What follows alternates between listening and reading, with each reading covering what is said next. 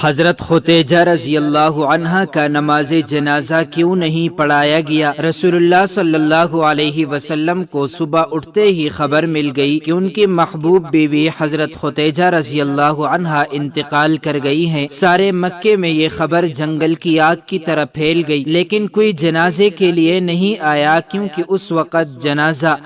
بسم اللہ الرحمن الرحیم۔ السلام علیکم ناظرین، آپ کا نام خدیجہ تھا۔ سلسلہ نسب کچھ اس طرح ہے: خدیجہ بنت خویلد بن اسد بن عبد العزیٰ بن قصی بن کلاب۔ آپ رضی اللہ عنہ کا نسب چوتھی پشت میں آپ صلی اللہ علیہ وسلم کے ساتھ مل جاتا ہے۔ آپ کا تعلق قبیلہ قریش کی شاخ بنو اسد سے تھا۔ بنو اسد اپنی شرافت، ایمانداری اور کاروباری معاملات کی وجہ سے لوگوں کی نگاہ میں قابل عزت و احترام تھا۔ آپ رضی اللہ عنہ بچپن ہی سے نہایت نیک تھی اور مزاجن شریف الطبع خاتون تھی۔ مکارم اخلاق کا پیکر جمیل تھی۔ رحم دلی، غریب پروری اور سخاوت آپ کی امتیازی خصوصیات تھیں، یہاں تک کہ زمانہ جاہلیت میں آپ طاہرہ یعنی پاک دامن کے لقب سے مشہور تھی۔ مالدار گھرانے میں پرورش پانے کی وجہ سے دولت و شہرت بھی خوب تھا۔ علاوہ ازیں حسن صورت اور حسن سیرت میں بھی اپنی ہم عصر خواتین میں ممتاز تھی۔ پہلی شادی ابو ہالہ ہند بن نباش تمیمی سے ہوئی۔ ابو ہالہ کے انتقال کے بعد دوسری شادی عتیق بن عائد مخزمی سے ہوئی۔ کچھ عرصہ بعد وہ بھی چل بسے تو دنیاوی معاملات سے دل برداشت ہو کر زیادہ وقت حرم کعبہ میں گزارتی تھی، جس کے باعث آپ کے مزاج مبارک میں تقدس و شرافت مزید بڑھ گئی۔ قریش کے نامور سرداروں نے آپ رضی اللہ عنہ کو پیغام نکاح بھجوایا، لیکن سیدہ خدیجہ رضی اللہ عنہا نے سب کو یکسر انکار کر دیا۔ آپ کے والد محترم خالد بن اسد اعلیٰ درجے کے تاجر تھے۔ جب بڑھاپے کی دہلیز تک پہنچے تو انہوں نے اپنا سارا کاروبار اپنی بیٹی حضرت خدیجہ کے سپرد کر دیا۔ 30 سال کی عمر میں آپ رضی اللہ عنہا تجارت سے وابستہ ہوئی، جس کی وجہ سے آپ رضی اللہ عنہا حجاز مقدس میں سب سے زیادہ مالدار خاتون شمار ہوتی تھی۔ آپ کی تجارت کا سامان عرب سے باہر ملک شام اور یمن میں سال میں 2 مرتبہ جاتا تھا۔ بعض محدثین نے لکھا ہے کہ اکیلا حضرت خدیجہ کا سامان تجارت مکہ کے سارے تجارتی قافلوں کے سامان کے برابر ہوتا تھا۔ خاتون ہونے کی وجہ سے تجارتی معاملات میں سفر کرنا دشوار بلکہ ناممکن تھا، اس لیے کسی کو بطور نیابت سامان تجارت دے کر روانہ کرتی۔ آپ کے تجارتی نمائندوں کی 2 صورتیں تھیں: یا وہ ملازم ہوتے، ان کی اجرت یا تنخواہ مقرر ہوتی جو انہیں دی جاتی، نفع و نقصان سے انہیں کوئی سروکار نہ ہوتا، یا نفع میں ان کا کوئی حصہ نہیں تھا، یا چوتھائی وغیرہ مقرر کر دیا جاتا۔ اگر نفع ہوتا تو وہ اپنا حصہ لے لیتے، جبکہ نقصان کی صورت میں ساری ذمہ داری حضرت سیدہ خدیجہ الکبریٰ رضی اللہ عنہا پر ہوتی۔ تقریباً 10 سال تک معاملات یوں ہی چلتے رہے، یہاں تک کہ آپ رضی اللہ عنہا کے کانوں تک نبی کریم صلی اللہ علیہ وسلم کی امانت و صداقت کا چرچا پہنچا۔ آپ رضی اللہ عنہ نے جناب نبی کریم صلی اللہ علیہ وسلم سے سامان تجارت لے کر ملک شام جانے کی درخواست کی، جسے آپ صلی اللہ علیہ وسلم نے قبول فرما لیا۔ اس دوران آپ رضی اللہ عنہ نے اپنے غلام میسرہ کو خصوصی ہدایت کی کہ وہ آپ صلی اللہ علیہ وسلم کے کسی معاملے میں دخل اندازی نہ کرے۔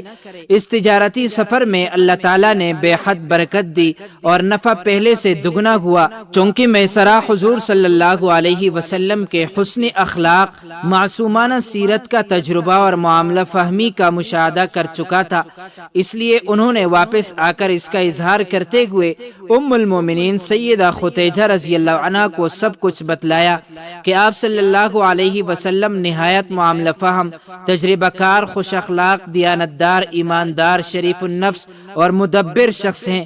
آپ صلی اللہ علیہ وسلم نے واپس پہنچ کر تجارتی معاملات کا عمدہ حساب پیش کیا، جس سے ام المومنین سیدہ خدیجہ رضی اللہ عنہا بہت متاثر ہوئی۔ ام المومنین سیدہ خدیجہ رضی اللہ عنہا کی طرف سے رسول اللہ صلی اللہ علیہ وسلم کی خدمت میں یعلا بن امیہ کی بہن نفیسہ بنت امیہ پیغام میں نکاح لے کر گئی۔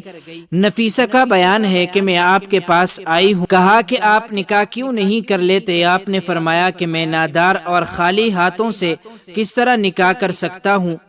میں نے کہا اگر کوئی ایسی عورت آپ سے نکاح کرنے کی خواہش مند ہو جو ظاہری حسن و جمال، طبعی شرافت کے علاوہ دولت مند بھی ہو اور آپ کی ضروریات کی کفالت کرنے پر بھی خوش دلی سے آمادہ ہو تو آپ اس سے نکاح کر لینا پسند کریں گے؟ آپ نے فرمایا کہ ایسی کون خدا کی بندی ہو سکتی ہے؟ میں نے کہا خطیجہ بنت خویلد۔ اس کے بعد آپ دونوں کا نکاح ہو جاتا ہے۔ حضرت خطیجہ رضی اللہ عنہ کو اور رسول اللہ صلی اللہ علیہ وسلم کی شادی کے بعد کئی مراحل سے گزرنا پڑا، لیکن آپ نے حضور علیہ السلام سے کبھی تکاوٹ محسوس نہیں کی، بلکہ ہر پیش آنے والے مسائل کو شرافت و سعادت کا باعث سمجھتی تھی۔ خطیجہ ایک جزیرۃ العرب کی مالدار عورت تھی، لیکن ان کو دولت کی محبت نہیں تھی، بلکہ بوقت نکاح انہوں نے فرمایا میں اور میرا سارا مال اور میری دولت آپ علیہ السلام کی خدمت میں حاضر ہے، میری تمام چیزیں آپ کے اختیار میں ہیں، آپ میرے مال کو جہاں چاہو خرچ کر سکتے ہو۔ رسول اللہ صلی اللہ علیہ وسلم نے حضرت خطیجہ کے مال کو اسلام کی راہ میں خرچ کر دیا۔ آن حضرت صلی اللہ علیہ وسلم کو ایمرجنسی شیب ابی طالب میں جانا پڑا اور مشرکین نے مسلمان سے اقتصادی رابطہ منقطع کر دیا۔ حضرت خطیجہ نے تمام مال مسلمانوں کی نجات کے لیے خرچ کر دیا۔ شیب ابی طالب میں کھانا بیچنے کے لیے حکیم ابن حزام کی خدمت حاصل کی گئی۔ ایک دفعہ حکیم ابن حزام اپنے غلام کے ساتھ شیب ابی طالب میں گندم لے کر جا رہے تھے کہ راستے میں ابو جہل مل گیا۔ ابو جہل نے اس سے کہا یہ بنی ہاشم کے لیے لے کر جا رہے ہو، مگر میں ہرگز اجازت نہیں دوں گا، بلکہ تجھے مکے میں رسوا کروں گا۔ ابو البختری ابو جہل کا بھائی پہنچ گیا۔ وہ ابو جہل سے کہتا یہ کانا خطیجہ کا ہے، کیا تم خطیجہ کا مال لے جانے سے منع کر رہے ہو؟ دوسرا شخص جو شیب ابی طالب میں غذا پہنچاتا تھا وہ حضرت خطیجہ کا داماد حضرت ابو العاص تھا۔ ایک دن رسول خدا صلی اللہ علیہ وسلم نے اپنے اصحاب سے فرمایا کہ ابو العاص نے ہمارے داماد ہونے کا حق ادا کر دیا ہے، کیونکہ جب ہم شیب ابی طالب میں تھے تو وہ رات کو ہمارے لیے کانا لاتا تھا۔ آج کل عورتوں کے لیے درس عبرت ہے جو مال و دولت کو جمع کرنے کی چکر میں ہوتی ہیں، لہٰذا حضرت خطیجہ نے اس عمل سے ثابت کیا کہ خاندان کی سعادت و کرامت لوگوں کی خدمت کرنے میں ہے۔ انبیاء کے اہداف میں سے ایک ہدف غریبوں اور محتاجوں کی مدد کرنا تھا۔ جب رسول خدا صلی اللہ علیہ وسلم نے دعوت اسلام دی تو یہی مظلوم اور فقیر افراد نے آپ کی دعوت کو جلدی قبول کیا۔ بس خطیجہ اپنی زندگی میں یہ جملہ فرماتی تھی اے لوگو گواہ رہو، میں اور میرا مال محمد صلی اللہ علیہ وسلم کا ہے، جس نے اپنا پورا مال محمد صلی اللہ علیہ وسلم کے حوالے کر دیا، اور آن حضرت صلی اللہ علیہ وسلم نے بھی یہ مال غربا اور اسلام کی راہ میں خرچ کر دیا۔ لہٰذا آن حضرت صلی اللہ علیہ وسلم بعثت کے پہلے سالوں میں یہ فرمایا کرتے تھے خدیجہ کے مال سے بڑھ کر مجھے کسی اور مال میں نفع نہیں ہوا۔ عاصمہ بنت آمیس حضرت خدیجہ کی آخری عمر میں ان کے ساتھ تھی۔ وہ کہتی ہیں خدیجہ رو رہی تھی اور میں نے عرض کیا ہے خدیجہ کیوں رو رہی ہو؟ آپ نبی کریم صلی اللہ علیہ وسلم کی بیوی اور بہترین عورتوں میں سے ہو، تجھے جنت کی بشارت دی گئی ہے۔ خدیجہ نے فرمایا اے عاصمہ میں اپنی بیٹی زہرا کے لیے رو رہی ہوں، کیونکہ میری بیٹی زہرا کو شادی کی رات ماں کی ضرورت ہوگی، میری بیٹی فاطمہ کی ماں اس وقت نہیں ہوگی۔ عاصمہ نے خدیجہ سے عہد کیا کہ اس رات میں فاطمہ کے ساتھ میں ہوں گی۔ امام جعفر صادق نے فرمایا کہ رسول خدا صلی اللہ علیہ وسلم حضرت خدیجہ کو دفن کرنے کے بعد گھر تشریف لائے۔ فاطمہ الزہرا آپ صلی اللہ علیہ وسلم کے ارد گرد چلتی ہیں اور پوچھتی ہیں میری ماں کہاں ہے؟ رسول خدا صلی اللہ علیہ وسلم حیران تھے کہ میں بچی کو کیا جواب دوں۔ چنانچہ حضرت جبرائیل علیہ السلام نازل ہوئے اور آن حضرت صلی اللہ علیہ وسلم سے فرمایا اے رسول خدا صلی اللہ علیہ وسلم تم یہ کہو کہ تیری ماں جنت میں آسیہ اور مریم کے ساتھ ہیں۔ یہ سن کر فاطمہ کو سکون آیا۔ جب حضرت سیدہ خدیجہ رضی اللہ عنہا پر نزع کا عالم طاری ہوا تو نبی کریم صلی اللہ علیہ وسلم نے فرمایا کہ سکرات یعنی موت کی شدت تمہیں ناگوار ہے، واللہ تمہارے لیے یہ شدت مفید ہے۔ آج جب تم جنت میں اپنی سوتنوں کے پاس پہنچو تو انہیں میرا سلام کہنا۔ حضرت مریم بنت عمران، حضرت آسیہ بنت مزاحم اور حضرت ام کلثوم ہمشیرہ حضرت موسیٰ علیہ السلام کو میرا سلام پہنچانا۔ وہ بولی بہت اچھا، آپ کا سلام پہنچا دیا جائے گا۔ حضرت ختیجۃ الکبریٰ رضی اللہ عنہا کے وصال کے بعد خاتون جنت سیدہ فاطمہ الزہرا رضی اللہ عنہا عموماً دکھی رہتی تھی۔ ایک دن نبی کریم صلی اللہ علیہ وسلم کی خدمت میں آپ رضی اللہ عنہ نے عرض کیا، ابا جان مجھے کھانا پینا اس وقت تک اچھا نہیں لگے گا جب تک آپ علیہ السلام حضرت جبرائیل علیہ السلام کے ذریعے مجھے میری والدہ ماجدہ حضرت ختیجۃ الکبریٰ رضی اللہ عنہا کی برزخی کیفیت کو واضح نہیں فرماتے۔ چنانچہ نبی کریم صلی اللہ علیہ وسلم نے حضرت جبرائیل علیہ السلام سے احوال معلوم کیے تو حضرت جبرائیل علیہ السلام نے کہا، حضرت ختیجۃ الکبریٰ رضی اللہ عنہا حضرت سیدہ سارہ اور حضرت سیدہ مریم کے درمیان بڑی عظمت اور برتری کے ساتھ جلوہ افروز ہیں۔ ام المومنین حضرت عائشہ صدیقہ رضی اللہ عنہا فرماتی ہیں، نبی کریم صلی اللہ علیہ وسلم حضرت ام المومنین ختیجۃ الکبریٰ رضی اللہ عنہا کا ہر وقت تذکرہ فرمایا کرتے تھے اور ان کے لیے دعائیں فرمایا کرتے۔ ایک دن حضرت ختیجۃ الکبریٰ رضی اللہ عنہا کا ذکر فرما رہے تھے تو میں نے عرض کیا کہ آپ کو ضعیفہ سے بہتر خاتون اللہ تعالیٰ نے عطا فرما دی ہے۔ یہ سنتے ہی آپ نے ناپسندیدگی کا اظہار فرمایا، جس کے باعث مجھے بہت ندامت ہوئی۔ میں نے معافی طلب کی اور عرض کیا، آپ صلی اللہ علیہ وسلم اپنی ناراضگی دور فرمائیے، آئندہ کبھی ذکر خیر کے سوا آپ کی خدمت میں کوئی اور بات نہیں کروں گی۔ آپ علیہ السلام نے میری معذرت پر ارشاد فرماتے ہوئے کہا کہ وہ تو اس وقت ایمان سے سرفراز ہوئی جب کفار مکہ مجھے تکلیفیں دے رہے تھے، انہوں نے مجھے نازک ترین لمحات میں اپنایا جبکہ مشرکین میری جان کے در پہ تھے۔ انہوں نے میرے ایسے زمانے میں تصدیق کی جبکہ اہل مکہ میری تکذیب کر رہے تھے۔ آپ حضرت ختیجۃ الکبریٰ رضی اللہ عنہا کے لیے دعائیں فرماتے ہوئے کبھی نہ تھکتے۔ امہات المومنین میں آپ بلحاظ فضل اور شرف ممتاز ہیں۔ چنانچہ شب معراج آپ جنت کی سیر فرما رہے تھے، اس میں ایک عظیم محل دیکھا جو حد نظر تک وسیع اور کشادہ ہے۔ اس میں ایسی اشیاء رکھ دی گئی ہیں جو آج تک نہ ہی کسی آنکھ نے دیکھی، نہ کسی کانوں نے سنی اور نہ ہی کوئی انسان اپنے دل میں تصور و خیال لا سکتا ہے۔ آپ علیہ الصلوۃ والسلام نے دریافت فرمایا، یہ محل کس کا ہے؟ آواز آئی، حضرت ختیجۃ الکبریٰ رضی اللہ عنہا کا محل ہے۔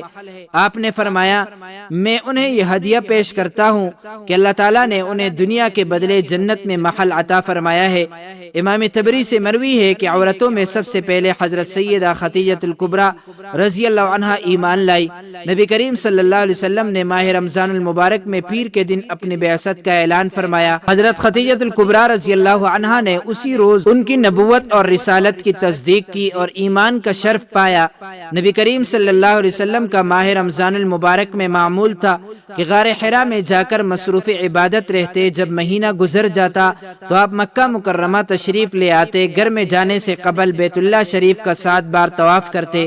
جس سال آپ مبعوث ہوئے اور اعلان نبوت اور رسالت کا فرمان جاری ہوا، اس وقت آپ غار حرا میں جلوہ افروز تھے۔ حضرت جبرائیل علیہ السلام اللہ تبارک و تعالیٰ کے حکم سے آپ کی خدمت میں وحی لے کر حاضر ہوئے۔ حضور علیہ الصلوۃ والسلام نے فرمایا، جنت میں عورتوں سے افضل ترین عورت حضرت ختیجۃ الکبریٰ رضی اللہ عنہا، حضرت سیدہ فاطمہ الزہرا رضی اللہ عنہا، حضرت مریم بنت عمران رضی اللہ عنہا، حضرت آسیہ بنت مزاحم رضی اللہ عنہا ہے۔ حضرت ختیجہ رضی اللہ عنہا ہجرت سے 3 سال قبل مکہ مکرمہ میں وصال فرمایا۔ جنت معلیٰ میں مقامی جوہون میں آپ کا مزار مبارک ہے۔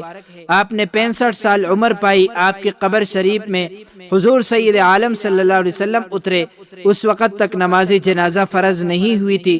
بعض بیان کرتے ہیں کہ حضور کے چچا ابو طالب کی وفات کے 3 دن بعد حضرت ختیجۃ الکبریٰ رضی اللہ عنہا نے وصال فرمایا اور ان کے وصال کے بعد قریش آپ کو زیادہ تکلیف پہنچانے لگے۔ حضرت امام طبری کا بیان ہے کہ حضور سید عالم صلی اللہ علیہ وسلم کی تمام اولاد سوائے حضرت ابراہیم کے حضرت خدیجہ الکبریٰ رضی اللہ عنہا سے ہیں۔ مناقب فاطمہ رضی اللہ عنہا میں ہے کہ حضرت ابراہیم بن محمد ماریہ قبطیہ سے پیدا ہوئے۔ نبی کریم صلی اللہ علیہ وسلم سے پہلے حضرت خدیجہ الکبریٰ رضی اللہ عنہا کے 2 نکاح ہوئے تھے، پہلا عتیق بن عائد بن عبداللہ سے، دوسرا ابو حالہ سے۔ علامہ قرطبی رحمۃ اللہ علیہ نے سورہ احزاب کی تفسیر میں بیان کیا ہے کہ ان کا نام زرارہ تھا، ان کے ہاں ایک لڑکا پیدا ہوا اور اس نے اسلام کا شرف پایا، چنانچہ وہ کہا کرتے تھے کہ میں والدین بہن بھائیوں کی نسبت سب سے افضل ہوں، میرے باپ رسول کریم صلی اللہ علیہ وسلم ہے، میری والدہ خدیجہ الکبریٰ رضی اللہ عنہا ہے، اور میرے بھائی قاسم اور میری ہمشیرہ فاطمہ الزہرا رضی اللہ عنہا ہیں۔ بصرہ میں ان کا انتقال ہوا، جنازے میں لوگوں کا بے پناہ ہجوم تھا، اس لیے کہ وہ رسول کریم صلی اللہ علیہ وسلم کے ربیب ہیں۔ بعض نے کہا کہ آپ جنگ جمل میں شہادت سے سرفراز ہوئے۔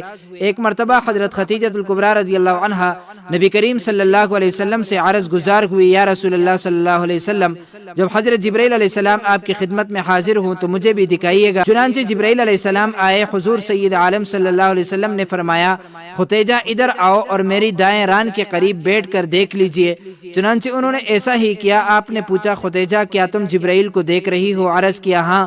پھر آپ نے فرمایا بائیں طرف دیکھو، اور پھر سامنے کی طرف دکھایا۔ حضرت خدیجہ الکبریٰ رضی اللہ عنہا نے جبرائیل علیہ السلام کو دیکھتے ہی عرض کیا، یا رسول اللہ صلی اللہ علیہ وسلم، یہ واقعی جبرائیل ہیں، شیطان ایسی صورت اختیار نہیں کر سکتا۔ پھر حضرت خدیجہ الکبریٰ رضی اللہ عنہا نے لباس تبدیل کیا اور اپنے چچا زاد بھائی ورقہ بن نوفل کے پاس گئی، ان سے آپ کی تمام کیفیات بیان کی۔ وہ بولے، خدائے قدوس کی قسم جس کے قبضے قدرت میں میری جان ہے، بخدا اگر تم ان باتوں میں سچی ہو تو سمجھ لو یہ وہی ناموس اکبر آئے تھے جو حضرت موسیٰ علیہ السلام کے پاس آیا کرتے تھے۔ ورقہ بن نوفل آپ علیہ السلام کی خدمت میں حاضر ہوئے اور آپ کے سر اقدس کو چوم لیا۔ حضرت خدیجہ رضی اللہ عنہا کا انتقال رمضان المبارک کے مہینے میں ہوا تھا، لیکن آپ کا نماز جنازہ نہیں پڑھایا گیا تھا، اور نماز جنازہ نہ پڑھنے کی وجہ یہ تھی کہ اس وقت کوئی بھی نماز فرض نہیں ہوئی تھی، اور نہ ہی اللہ تعالیٰ کی طرف سے نماز جنازہ پڑھانے کے حوالے سے کوئی احکامات آئے تھے۔ اور جب آپ کا انتقال ہوا تو اس وقت 11 رمضان المبارک تھا، اور رمضان کا مہینہ ہونے کے باوجود کوئی فرد بھی روزے سے نہ تھا، اور اس کی وجہ بھی یہ تھی کہ اس وقت روزے فرض نہیں کیے گئے تھے۔ اور نبی کریم صلی اللہ علیہ وسلم ان کی قبر میں اترے اور اپنے ہاتھوں سے اپنی زوجہ محترمہ کو قبر میں اتارا۔ سیدہ خدیجہ رضی اللہ عنہا نبوت کے 10ویں سال بنی ہاشم کے شیب ابی طالب سے نکلنے کے بعد فوت ہوئی۔ آپ 65 سال کی عمر میں اس جہان فانی سے رخصت ہوئی۔ آپ کی جنت معلیٰ میں تدفین کی گئی۔ آپ کا نام گرامی خدیجہ کنیت ام ہند تھی، والد کا نام خالد بن اسید تھا۔ ناظرین، اللہ تعالیٰ سے دعا ہے کہ اللہ تعالیٰ ہمیں بہتر عمل کرنے کی توفیق عطا فرمائے، میرا سنانا اور آپ کا سننا اپنی بارگاہ میں قبول و منظور فرمائے، آمین یا رب العالمین۔ معزز ناظرین، امید کرتا ہوں آپ کو یہ ویڈیو اچھی لگی ہوگی۔ مزید معلومات کے لیے ہمارے چینل کو سبسکرائب کیجئے۔ اگر زندگی کے لمحات مزید باقی رہے تو آپ کے لیے ایک اور بہترین ویڈیو لے کر حاضر ہوں گا۔ تب تک کے لیے اللہ حافظ۔